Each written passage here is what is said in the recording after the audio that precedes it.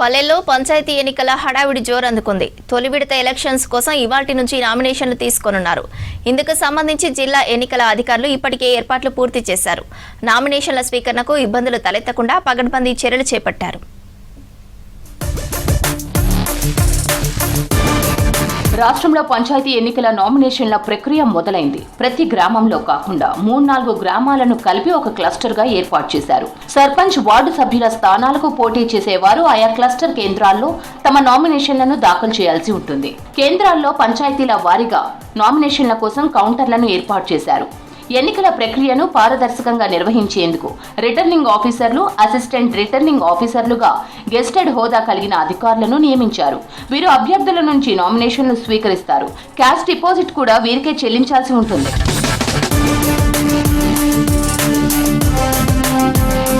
నామినేషన్లను స్వీకరించేందుకు గెస్టెడ్ హోదా ఉన్న అధికారులను ఆర్ఓలు, ఏఆర్ఓలుగా నియమించారు.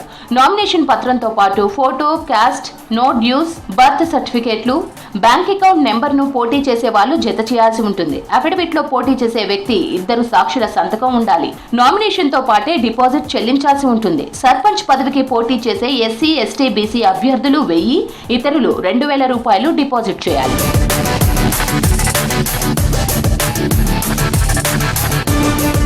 వార్డు మెంబర్గా పోటీ చేసే ఎస్సీ, ఎస్టీ, బీసీ అభ్యర్థులు 250 రూపాయలు, ఇతరులు 500 చెల్లించాలి.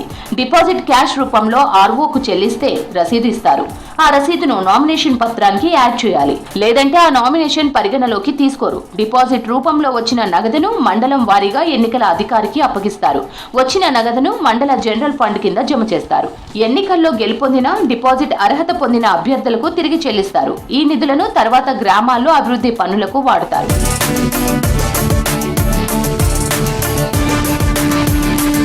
మొదటి విడతలో 4236 సర్పంచ్ స్థానాలకు, 37,440 వార్డు స్థానాలకు ఎన్నికలు జరగనున్నాయి. నోటిఫికేషన్ రాగానే నామినేషన్ల స్వీకరణ మొదలవుతోంది. ఫస్ట్ ఫేజ్ ఎన్నికల కోసం శనివారం వరకు 3 రోజులు నామినేషన్లు స్వీకరిస్తారు. ఈ నెల 30న నామినేషన్ల పరిశీలన ఉంటుంది. ఎన్ని నామినేషన్లు తిరస్కరించారు, ఎన్ని నామినేషన్లు చెల్లుబాటయ్యాయి అనేది అదే రోజు తేలుతుంది. తిరస్కరించిన నామినేషన్లపై డిసెంబర్ 1న సాయంత్రం వరకు అప్పీల్ చేసుకోవచ్చు. డిసెంబర్ 2న అప్పీల్ ని పరిష్కరిస్తారు. డిసెంబర్ 3న మధ్యాహ్నం 3 గంటల వరకు నామినేషన్ల విత్డ్రాకు గడువు ఉంది. అదే రోజు మధ్యాహ్నం 3 గంటల తరువాత బరిలోని అభ్యర్థుల జాబితాను ఎన్నికల అధికారులు ప్రకటిస్తారు.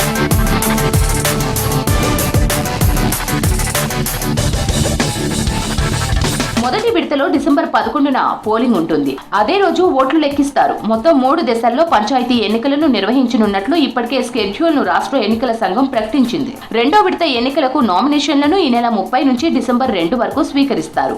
ఈ దశలో 4333 సర్పంచ్ స్థానాలకు, 38,350 వార్డు స్థానాలకు ఎన్నికలు జరగనున్నాయి. డిసెంబర్ 14న పోలింగ్, కౌంటింగ్ ఉంటుంది. మూడో దశ ఎన్నికలకు డిసెంబర్ 3 నుంచి 6 వరకు నామినేషన్లు తీసుకుంటారు.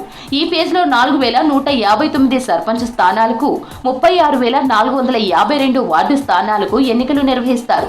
డిసెంబర్ 17న పోలింగ్, కౌంటింగ్ ఉంటుంది.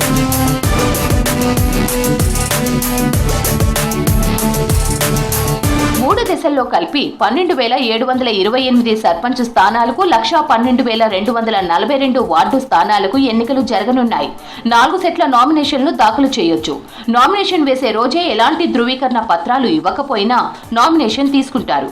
కానీ చెక్ లిస్ట్ లో ఎలాంటి పత్రాలు సమర్పించలేదని నమోదు చేయాలి. డాక్యుమెంట్ లో నామినేషన్ల చివరి తేదీ సాయంత్రం 5 గంటల లోపు ఇవ్వాలి. ఆ తర్వాత ఇచ్చినా తీసుకోరు. నామినేషన్ తిరస్కరణ అనేది పరిశీలనలో నిర్ణయిస్తారు.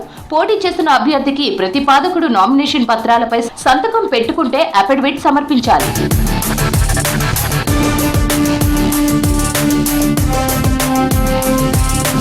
ప్రతిపాదకుడి సంతకం ఫోర్జరీ అని తేలితే దాన్ని రిటర్నింగ్ అధికారి పరిశీలించి విచారణ తర్వాత నిర్ధారించి నామినేషన్ను తిరస్కరించవచ్చు. ఒక వ్యక్తి పంచాయతీరాజ్ చట్టం ప్రకారం గరిష్టంగా 4 సెట్ల నామినేషన్లను వేయొచ్చు. ఒక వ్యక్తి ఎక్కువ నామినేషన్లు వేసినా చెల్లుబాటు జాబితాలో ఆయన పేరు ఒక్కసారి మాత్రమే రాస్తారు. నామినేషన్ విత్డ్రాకు చెల్లుబాటు జాబితా ప్రకటించే వరకు వెయిట్ చేసి ఉపసంహరించుకోవాలి. నామినేషన్ లో పోటీ చేసే వ్యక్తి సంతకం మర్చిపోతే దాన్ని తిరస్కరించవచ్చు. ఒకసారి నామినేషన్ వేసిన తరువాత మార్పులు చేర్పులకు అవకాశం ఉండదు.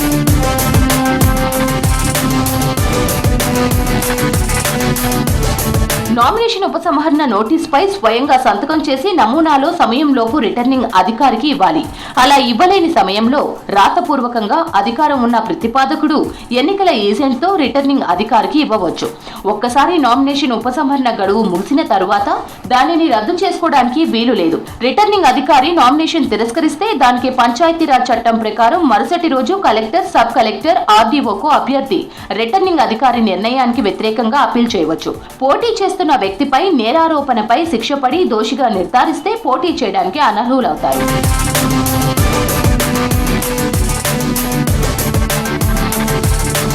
ప్రశాంత వాతావరణంలో సజావుగా ఎన్నికల ప్రక్రియ సాగేలా గ్రౌండ్ లెవెల్లో ఎలాంటి ఇబ్బందులు రాకుండా పటిష్టమైన చర్యలు చేపట్టాలని అధికారులను ఆదేశించారు రాష్ట్ర ఎన్నికల కమిషనర్ రాణి కుముదిని.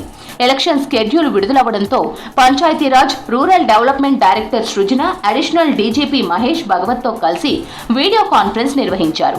ఇందులో కలెక్టర్లు, ఎస్పీలు, సిపిలు, జిల్లా ఎన్నికల అధికారులు పాల్గొన్నారు. ఎన్నికల నిర్వహణ, బందోబస్తుపై దిశానిర్దేశం చేశారు. మొదటి విడత ఎన్నికల నోటిఫికేషన్ జారీ, నామినేషన్ల స్వీకరణ ఏర్పాట్లపై ఆరా తీశారు. లా అండ్ ఆర్డర్ సమస్యలు రాకుండా చూడాలని పోలీస్ అధికారులకు సూచించారు రాణి కుముదిని. అన్ని దశల ఎన్నికలకు సంబంధించిన ముందస్తు ఏర్పాట్లపై సమీక్షించారు.